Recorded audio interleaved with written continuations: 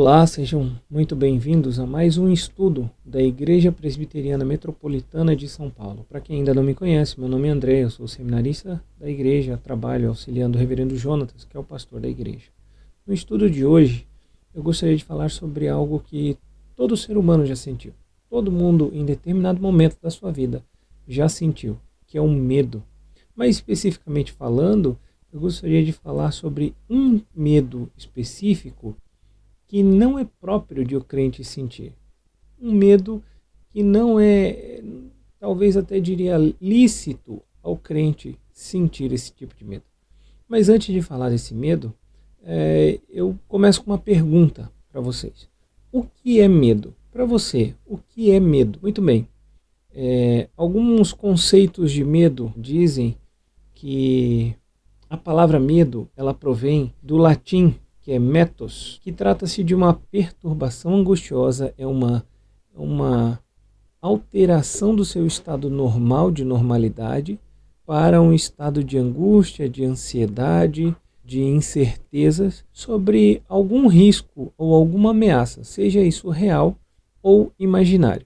O conceito de medo pode ser também referente ao receio ou à apreensão que alguém tem de que venha a acontecer algo contrário àquilo que essa pessoa pretende ou espera. Então o medo também pode ser caracterizado dessa forma. Mas uma terceira forma ainda de falar sobre medo, e talvez seja essa ideia de medo que é o que mais nos aflige, ou que mais frequentemente nós temos, que o medo é essa ansiedade, é essa angústia interna dentro de nós, pelo medo ou diante da incerteza de alguma coisa, ou diante do desconhecido. O medo é uma apreensão, uma angústia, uma ansiedade diante do desconhecido. Quando nós não conhecemos o que vem, o que pode acontecer, o que está para acontecer, o que tem lá na frente, geralmente nós ficamos com medo. É sempre um estado de angústia pelo desconhecido, por não sabermos o que vai acontecer. Isso está relacionado também com o conceito anterior de que ela é essa perturbação diante de um risco a uma ameaça real ou imaginária. Se você não sabe o que vai acontecer, se você está com medo ou está apreensivo acerca de determinada situação, sabendo que isso pode acarretar algum mal para você, então você automaticamente fica com medo.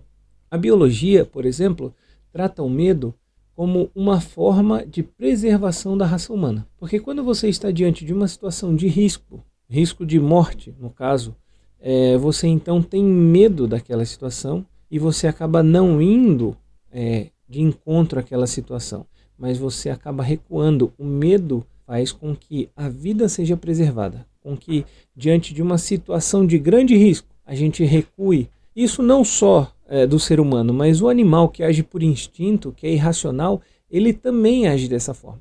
Quando ele tem medo de determinada situação, ele foge daquela situação que traz medo a ele, como forma de preservar a sua vida. Isso, quando Noé saiu da arca, foi o que Deus falou para Noé sobre os animais. Falou: medo e pavor de vós sobrevirão. Ou seja, Deus estava preservando tanto a raça humana quanto os animais, colocando medo entre eles. Mas aonde que surgiu o medo? Da onde vem o medo? O medo surgiu a primeira vez em Gênesis, depois do pecado de Adão e de Eva. Depois que Adão e Eva comeram do fruto proibido, a Escritura diz que eles perceberam que estavam nus e se esconderam. E Deus, na viração do dia, foi passear no jardim e chamou Adão. E Adão então não respondeu, Adão estava escondido. E quando Adão falou com Deus, quando Adão foi até o encontro de Deus, Deus perguntou a Adão: Adão, onde estavas? E Adão respondeu: Senhor, eu estava nu e quando chamaste tive medo e me escondi. Foi a primeira vez que Adão falou com Deus dessa forma de ter medo. Anteriormente, certamente nós podemos entender que Adão falava diretamente com Deus, aprendia diretamente de Deus, recebeu as instruções de ser fecundo, multiplicar, encher a terra, de nomear todos os animais, diretamente de Deus. E não vemos nenhum relato de medo. Mas agora, em Gênesis 3, depois do pecado, nós vemos Adão com medo. Então, podemos entender que o medo, nesse caso de Adão específico, era esse estado de angústia, esse estado de ansiedade, ou ainda uma fuga por algo que ele havia cometido. Adão ficou com medo de estar diante de Deus, porque Deus agora era um Deus santo, um Deus puro, como sempre foi, mas Adão não era mais. Adão tinha perdido a santidade, ele tinha pecado e ele não tinha mais capacidade de estar na presença de Deus com o seu pecado. Então ele teve medo da ira de Deus, ele teve medo de ser consumido, ele teve medo das consequências do seu pecado, porque Deus foi muito claro para Adão e disse, olha, no dia que comerdes, certamente morrerás. E quando Deus então vai conversar com Adão no jardim, e ele já havia pecado, e Deus certamente sabia disso, mas Deus deu a oportunidade de Adão de se achegar a Deus e se arrepender e confessar o seu pecado, mas Adão então tenta fugir da realidade. De acordo com a Escritura, o medo que Adão tinha da presença de Deus faz agora com que ele fuja da realidade. Nós vemos isso também no seu filho Caim, depois de matar o seu irmão Abel, quando Deus chama ele e ele diz que não é tutor de Abel para saber onde ele está, e Deus então mostra para ele o seu pecado do assassinato, e ele então fica com medo, e ele diz para Deus, diz, Senhor, as pessoas que me encontrarem me matarão. Caim tem medo também de que morresse pela mão de outras pessoas que quisessem vingar o sangue de Abel. E Deus então põe aquele sinal em Caim, que nós não sabemos propriamente qual é o sinal, mas o sinal é de um sinal de preservação. Deus então tira esse medo ou remedia esse medo em Caim. A partir daí nós vemos várias e várias histórias onde o medo está presente. O ser humano não consegue viver sem medo. Inclusive tem até um ditado, né, que diz que o corajoso é o medroso que não teve tempo de correr. O corajoso é o primeiro medroso que não conseguiu sair. Então ele é tido por corajoso. Isso quer dizer que, na verdade, todo mundo tem medo. Todos têm medo. Do que você tem medo? Você tem medo de perder seu emprego? Você tem medo de perder a sua família? Você tem medo de ficar doente? Do que você tem medo? Todos nós temos medo. Você tem medo de estar na presença de Deus? Esse é um medo que não é típico do cristão. Nós não devemos ter medo, propriamente e única e exclusivamente o medo.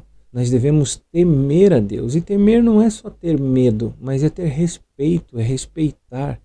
Os nossos filhos, quando são pequenos, estão no processo de educação, por vezes eles têm medo dos pais, mas eles não têm ainda aquele temor. E o temor se caracteriza num respeito e num medo de não querer desapontá-lo. A pessoa tem medo de desapontar o seu pai. O temor se caracteriza por um medo de desobedecer a Deus, mas não num medo de estar na presença de Deus. Nós temos liberdade em Cristo Jesus para estarmos na presença de Deus. Nós temos liberdade para nos colocarmos diante de Deus e derramarmos todas as nossas angústias, os nossos medos, os nossos anseios. Mas eu gostaria de falar mais especificamente, como eu disse, de um medo, e não é esse medo da presença de Deus, porque esse medo, ele geralmente é confundido com temor. Nós devemos ter temor da presença de Deus, nós devemos temer não a presença dele, nós devemos ter temor de Deus para obedecê-lo, porque nós o amamos e nós não queremos desapontar quem nós amamos. Classicamente se fala que o temor é um medo com respeito, não é só o medo. Como se caracteriza isso? O temor me faz obedecer mesmo na ausência de quem eu temo. O medo me faz obedecer apenas na presença daquele que eu temo. Como eu falei na educação de filhos, muitas vezes os nossos filhos têm medo da gente, têm medo de que nós os disciplinemos, os coloquemos de castigo. Por isso, quando nós estamos presentes, eles nos obedecem, eles obedecem às nossas ordens. Mas se nós damos uma ordem e viramos as costas, muitas vezes quando nós retornamos, essa ordem não foi cumprida, porque nós não estávamos ali Então eles não tinham medo de descumprir essa ordem.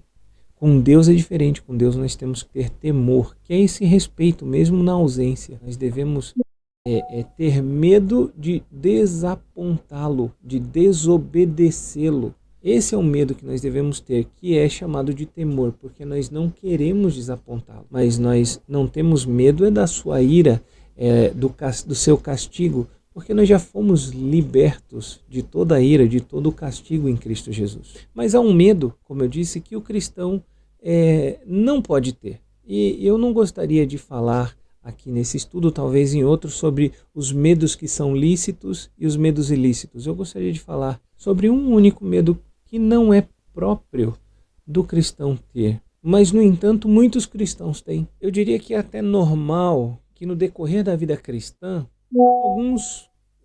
em alguns momentos o cristão passe por esse medo, porque a nossa fé é inconstante, o nosso processo de santificação, de confirmação da salvação, ela é progressiva, ela tem algo de completo, mas algo também de progressivo. Cada dia que passa, conforme nós vamos amadurecendo na fé, fortalecendo a nossa fé, caminhamos no nosso processo de santificação, a certeza da salvação fica mais latente no nosso coração. Então, no início da caminhada cristã, é mais comum que o cristão tenha o medo, que é o medo da morte. Hoje, nós falamos com vários cristãos e muitos deles apontam vários medos, mas um medo, certamente, é o medo da morte. Esse medo não é um medo lícito ao cristão. O cristão não deve temer a morte, porque a morte não é o fim para o cristão. Paulo, quando estava perto do fim ou quando estava preso, falou alguma coisa para a gente e nos ensinou acerca disso. Veja que Filipenses 1, versículo 21 em diante, Paulo diz o seguinte: porquanto para mim o viver é Cristo e o morrer é lucro. Entretanto, se o viver na carne traz fruto para o meu trabalho, já não sei o que hei de escolher. Ora, de um e de outro lado estou constrangido, tendo desejo de partir e estar com Cristo, o que é incomparavelmente melhor. Mas por vossa causa é mais necessário permanecer na carne. E convencido disto, estou certo de que ficarei e permanecerei com todos vós para o vosso progresso e gozo da fé, a fim de que aumente, quanto a mim, o motivo de vos gloriardes em Cristo Jesus pela minha presença de novo convosco. Veja que Paulo está colocando na balança, por assim dizer, a ideia de que ele vai morrer ou que ele não vai morrer, porque ele está preso, pode ser condenado e condenado à morte. E Paulo então diz: olha, eu estou constrangido de um e de outro lado, porque se eu não morrer, se eu ficar, eu sei que isso vai frutificar para o Evangelho, vai ser motivo de bênçãos para a expansão do reino de Deus. Deus há de me usar aqui para que eu abençoe mais pessoas, para que eu alcance mais pessoas para o Evangelho. Mas, por outro lado, é incomparavelmente melhor estar com Cristo, estar despojado de todo esse jugo do pecado, de todos os efeitos do pecado na humanidade, na criação, estar ao lado de Cristo, estar com Cristo na eternidade. Paulo é muito claro em dizer que não há o que temer a morte. Nós não devemos ter medo da morte. Mas não para por aí. 1 Coríntios 15, a partir do versículo 55, Paulo diz o seguinte, fazendo algumas perguntas retóricas. Ele diz: onde está, ó morte, a tua vitória? Onde está, ó morte, o teu aguilhão? O aguilhão da morte é o pecado, e a força do pecado é a lei. Graças a Deus que nos dá a vitória por intermédio do nosso Senhor Jesus Cristo. Portanto, meus amados irmãos, sede firmes, inabaláveis, sempre abundantes na obra do Senhor, sabendo que no Senhor o vosso trabalho não é vão.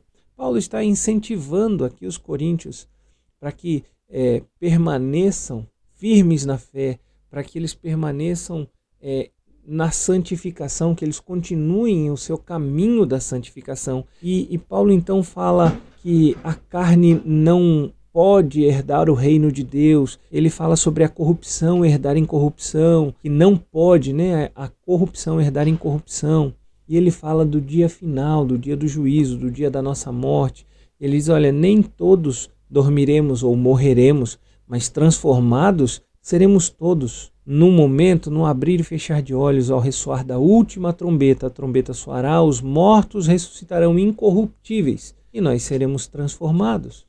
Paulo então apresenta esse último dia como um dia glorioso, o dia onde nós seremos transformados, onde nós seremos, como eu falei, despojados do velho homem, da natureza pecaminosa corrompida, e nós seremos então plenos, viveremos em plenitude, numa natureza não mais pecaminosa, que sofre os efeitos, que é inclinada para o mal, mas santa, pura. E a partir daí, nós poderemos ver o nosso Senhor Jesus Cristo, nós poderemos abraçá-lo, aprender aos seus pés, louvá-lo por toda a eternidade. Meus irmãos, não há sentido de um cristão olhar para a morte e temê-la, porque Paulo faz essas perguntas: onde está, ó morte, a tua vitória? Onde está, ó morte, o teu aguilhão? A morte já foi vencida por Jesus Cristo. Se nós cremos realmente em Jesus Cristo, na sua obra consumada na cruz, nós não temos que temer a morte. A morte para o cristão é motivo de glória, é motivo de alegria. É o que Paulo fala em Filipenses, que eu li há pouco. Ele fala que estar com Cristo é incomparavelmente melhor. Não há sentido de um cristão dizer que tem medo de morrer. Como pode alguém ter medo de morrer, sendo que quando morrer estará em glória, na glória, com o seu Salvador? Paulo é muito claro, ele diz que é incomparavelmente. Quando o cristão reflete, ou quando o cristão fala isso, ele está refletindo o que tem no seu coração. Ele está mostrando que no seu coração, ou os seus olhos, o seu coração, a sua vida está arraigada nessa terra. Ele está preocupado com as coisas deste mundo, mas não com as coisas celestiais. Quando o cristão diz que teme a morte, e muitos cristãos têm medo de pensar em ficar doente até.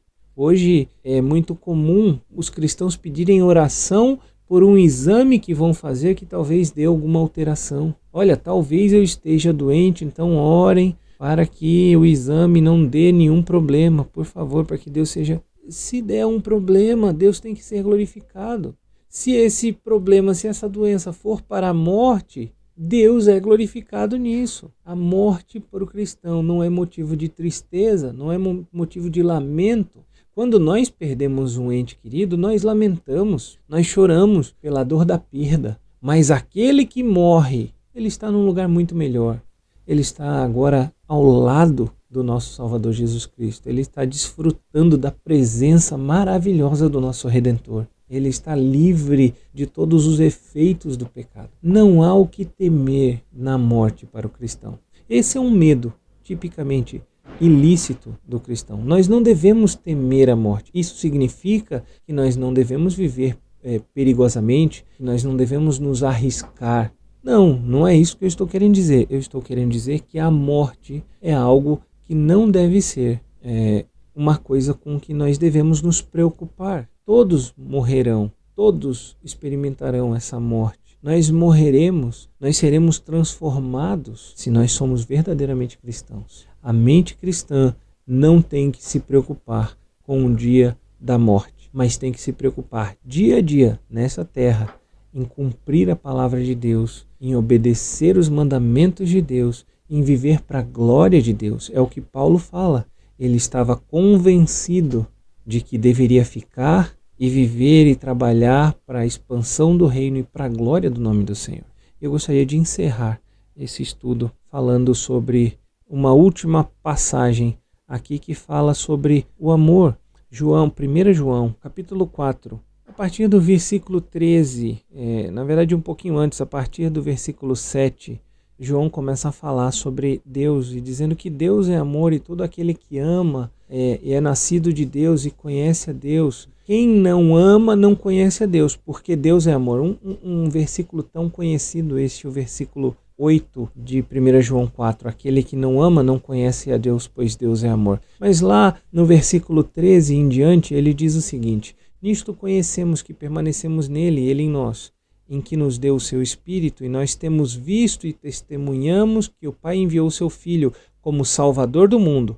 Aquele que confessar que Jesus é o Filho de Deus, Deus permanece nele e ele em Deus. E nós conhecemos e cremos no amor que Deus tem por nós. Deus é amor. E aquele que permanece no amor, permanece em Deus e Deus nele. Nisto é em nós aperfeiçoado o amor, para que no dia do juízo mantenhamos confiança, pois segundo ele é, também nós somos neste mundo. No amor, preste atenção, versículo 18, 1 João 4,18 agora. No amor não existe medo, antes o perfeito amor lança fora o medo. Ora, o medo produz tormento. Logo, aquele que teme não é aperfeiçoado no amor. Nós amamos porque ele nos amou primeiro. Se alguém disser amo a Deus e odiar a seu irmão é mentiroso, pois aquele que não ama seu irmão a quem vê não pode amar a um Deus a quem não vê. Ora, temos da parte dele este mandamento: aquele que ama a Deus, ame também a seu irmão. Mas eu queria dar o destaque aqui nos versículos 18, no versículo 18. No amor não existe medo. Antes, o perfeito amor lança fora o medo. Ora, o medo produz tormento. Logo, aquele que teme não é aperfeiçoado no amor. João está falando sobre o amor e o medo. E ele diz que no amor não deve existir medo, não pode existir medo. O perfeito amor lança fora o medo. Nas Escrituras, nós só temos um único exemplo de perfeito amor.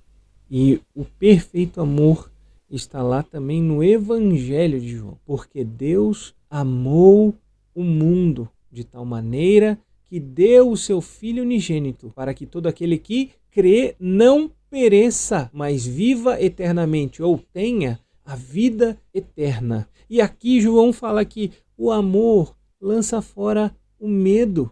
No amor não existe medo. O cristão que crê que o amor de Deus, o perfeito amor, mas não um amor abstrato, um amor prático, um amor de mandar o seu filho para encarnar-se, para sofrer, para morrer na cruz, para pagar todo o nosso pecado, para que nós tivéssemos a vida eterna. Esse verdadeiro amor lança fora o medo. Neste verdadeiro amor não existe medo. Aquele que vive no medo, aquele que teme ou que tem medo, não é aperfeiçoado no amor.